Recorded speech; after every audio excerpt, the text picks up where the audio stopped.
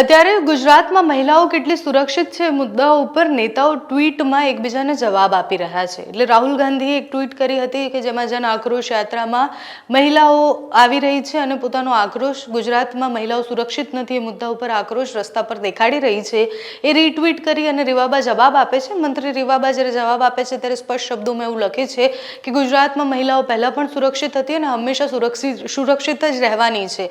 રીવાબા જ્યારે લખી રહ્યા હતા રાહુલ ગાંધીના ટ્વીટને રીટ્વીટ કરી અને જવાબ આપી રહ્યા હતા ત્યારે એમણે આંકડા પણ આપ્યા કે આટલા મહિલા સુરક્ષાને લઈને ગુજરાતમાં કામ થયેલા છે એટલે ગુજરાતમાં મહિલા સુરક્ષિત જ છે। એના પછી ગોપાલ ઇટાલિયાએ એક ટ્વીટ કરી અને એક આખો કેસ સમજાવ્યો અને હવે ચૈત્ર વસાવાએ એક ટ્વીટ કરી છે।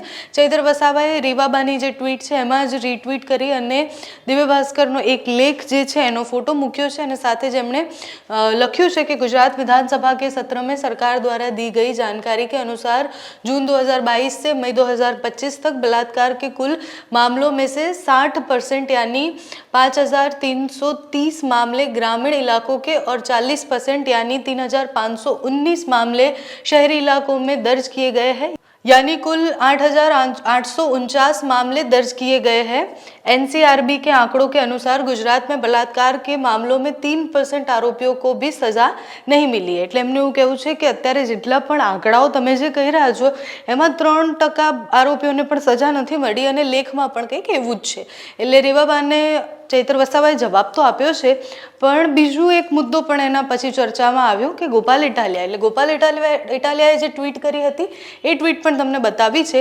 એ ટ્વીટમાં એક મહિલાની આખો કેસ જે હતો મહિલાનો એ લખ્યો હતો અને નીચે એમને સિમ્પલી ખાલી એટલું લખ્યું હતું કે રીવાબા તમે તો મહિલા પણ છો અને મંત્રી પણ છો, જો તમે આ પીડિત મહિલાની જે છેડતી કરનાર પીઆઈ ઉપર એફઆઈઆર કરાવી શકો છો તેમ હોય તો હું સંપૂર્ણ વિગત તમને આપવા તૈયાર છું। એટલે એમને બહુ સ્વાભાવિક મદદ માંગી હતી ગોપાલ ઇટાલિયાએ કે જો તમે મહિલા વિશે આટલું બધું કહી રહ્યા છો અને મહિલાની સુરક્ષાની વાત કરી રહ્યા છો તો આ પીઆઈનો કેસ હતો કે જેમાં મહિલાની છેડતી કરે છે અને આખો કેસ એમણે લખ્યો હતો ટ્વિટરમાં અને પછી નીચે લખ્યું હતું કે રીવાબા શું તમે મદદ કરી શકો છો।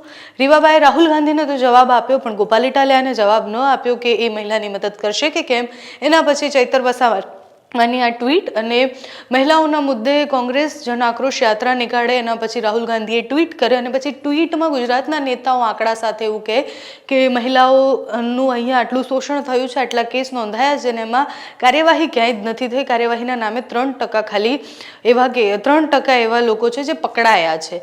એટલે દર વખતે આપણે જ્યારે એવું કહીએ કે કડકમાં કડક સજા આપીશું જેને આવું કર્યું છે, જે ખોટું કર્યું છે એને કડકમાં કડક સજા આપવામાં આવશે, એ સજા ક્યારે? વર્ષોના વર્ષો વીતી જાય અને છતાં એ પીડિત જ રહે અને વર્ષોના વર્ષો વીતી જાય છતાં પણ એને ન્યાય ન મળે ત્યારે બહુ જ બધા પ્રશ્નો હોય છે। હવે અત્યારે તો ટ્વીટની ગેમ ચાલે છે, એકબીજાને જવાબ આપવાની અને એમાં લખવાની, એમાં આગળ કોણ જવાબ આપે છે રીવાબાને જોવાનું રહ્યું। તમારું આ વિષય પર શું માનવું છે અમને કમેન્ટ્સમાં જણાવજો। અત્યારે આ વિડીયોમાં બસ આટલું। જો તમે અમને યુટ્યુબ પર જોઈ રહ્યા હોય તો સબસ્ક્રાઇબ કરજો, ફેસબુક પર જોઈ રહ્યા હોય તો ફોલો કરજો, અમારા આ વિડીયોને લાઇક અને શેર કરજો।